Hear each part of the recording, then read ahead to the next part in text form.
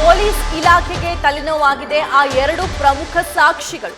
ರೇಣುಕಾಸ್ವಾಮಿ ಕೊಲೆ ಪ್ರಕರಣದ ಸಾಕ್ಷಿ ಪತ್ತೆಗೆ ಈಗ ಆಲ್ರೆಡಿ ಪೊಲೀಸರು ಸರ್ಕಸ್ ನಡೆಸ್ತಾ ಇದ್ದಾರೆ. ಈಗಾಗಲೇ 180ಕ್ಕೂ ಹೆಚ್ಚು ಸಾಕ್ಷಿಗಳನ್ನ ಪೊಲೀಸರು ಕಲೆಕ್ಟ್ ಮಾಡ್ಕೊಂಡಿದ್ದಾರೆ.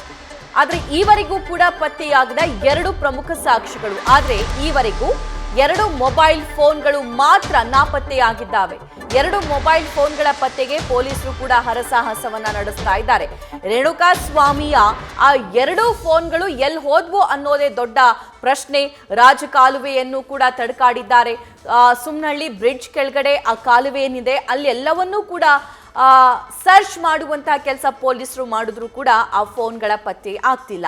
ಈ ಬಗ್ಗೆ ಮತ್ತಷ್ಟು ಲೈವ್ ಡೀಟೇಲ್ಸ್ ನಮ್ಮ ಪ್ರತಿನಿಧಿ ಶಿವಕುಮಾರ್ ನೀಡ್ತಾ ಹೋಗ್ತಾರೆ. ಶಿವಕುಮಾರ್, ಪ್ರಕರಣಕ್ಕೆ ಸಂಬಂಧಪಟ್ಟಂತೆ 2 ಕಡೆ FSL ಕೇಂದ್ರಗಳಿಗೆ ಈ ಸಾಕ್ಷಿಗಳನ್ನ ರವಾನೆ ಮಾಡಿ ಆಗಿದೆ. 180ಕ್ಕೂ ಹೆಚ್ಚು ಸಾಕ್ಷಿಗಳನ್ನ ಕಲೆ ಹಾಕಿದ್ದಾರೆ. ಆದ್ರೆ ಪ್ರಮುಖವಾಗಿರುವಂತಹ 2 ಫೋನ್ ಆ ಎವಿಡೆನ್ಸೇ ಲಭ್ಯವಾಗ್ತಿಲ್ವಂತೆ. ಹಾಗಾದ್ರೆ ವಾಟ್ ನೆಕ್ಸ್ಟ್? ಪೊಲೀಸರು ಏನ್ ಮಾಡ್ತಾರೆ ಮುಂದೆ?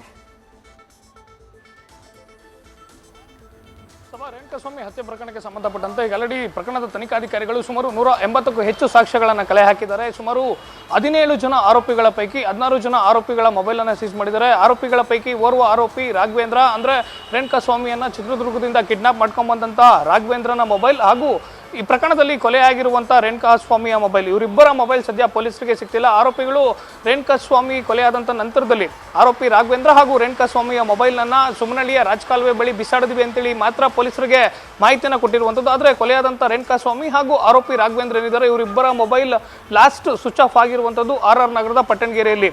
ಪೊಲೀಸರು ತನಿಖಾ ಹಂತದಲ್ಲಿ ಪ್ರಶ್ನೆ ಮಾಡಿದಂಥ ಸಂದರ್ಭದಲ್ಲಿ ಕೊಲೆಯಾದಂಥ ನಂತರದಲ್ಲಿ ರೇಣುಕಾಸ್ವಾಮಿ ಹಾಗೂ ರಾಘವೇಂದ್ರನ ಮೊಬೈಲನ್ನು ಸುಮನಹಳ್ಳಿ ಬಳಿ ಬಿಸಾಡಿದ್ವಿ ಅಂತ ಹೇಳ್ತಿದ್ದಾರೆ. ಆದರೆ ರೇಣುಕಾಸ್ವಾಮಿಯ ಮೇಲೆ ಹಲ್ಲೆ ಮಾಡಿದಂಥ ವಿಡಿಯೋವನ್ನು ರೇಣುಕಾಸ್ವಾಮಿಯ ಮೊಬೈಲ್ನಲ್ಲಿ ಚಿತ್ರೀಕರಿಸಿದ್ರು ಅನ್ನೋ ಆರೋಪ ಜೊತೆಗೆ ಪೊಲೀಸ್ ವಿಚಾರಣೆಯಲ್ಲಿ ಈ ವಿಚಾರಗಳು ಗೊತ್ತಾಗಿರುವಂಥದ್ದು. ಪ್ರಕರಣಕ್ಕೆ ಸಂಬಂಧಪಟ್ಟಂತೆ ಪೊಲೀಸ್ ಅಧಿಕಾರಿಗಳು ನಕಲಿ ಸಿಮ್ಮನ್ನು ರೇಣುಕಾಸ್ವಾಮಿಯ ಹೆಸರಲ್ಲಿ ಬೇರೊಂದು ಸಿಮ್ಮನ್ನು ಖರೀದಿಸಿ ಡೇಟಾವನ್ನು ರಿಟ್ರೀವ್ ಮಾಡಲಿಕ್ಕೆ ನೋಡಿದ್ರು ಸಹ ಕೆಲವೊಂದಷ್ಟು ಡೇಟಾಗಳು ರಿಟ್ರೀವ್ ಆಗ್ತಿಲ್ಲ. ಜೊತೆಗೆ ಮದರ್ ಡಿವೈಸ್ ಏನಿದೆ, ಅಂದರೆ ಮೂಲ ಮೊಬೈಲ್ ಯಾವುದಿದೆ, ಯಾವ ಮೊಬೈಲ್ನಲ್ಲಿ ವಿಡಿಯೋವನ್ನು ಚಿತ್ರೀಕರಣವನ್ನು ಮಾಡಿದರೆ, ಜೊತೆಗೆ ರೇಣುಕಾಸ್ವಾಮಿ ಏನು ಅಶ್ಲೀಲ ಮೆಸೇಜನ್ನು ಕಳಿಸಿದ್ದ, ಹೀಗಾಗಿ ಈ ರೀತಿಯಂಥ ಘಟನೆ ನಡೀತು ಅಂತೇಳಿ ಆರೋಪಿಗಳು ಪೊಲೀಸರ ವಿಚಾರಣೆಯಲ್ಲಿ ಬಾಯಿ ಬಿಟ್ಟಿದ್ದಾರೆ.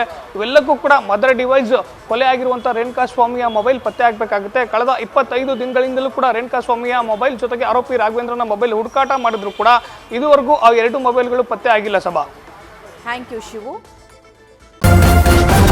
ನ್ಯೂಸ್ ಫಸ್ಟ್, ನಿರ್ಭೀತಿಯಿಂದ ನಿಮ್ಮ ಪರವಾಗಿ.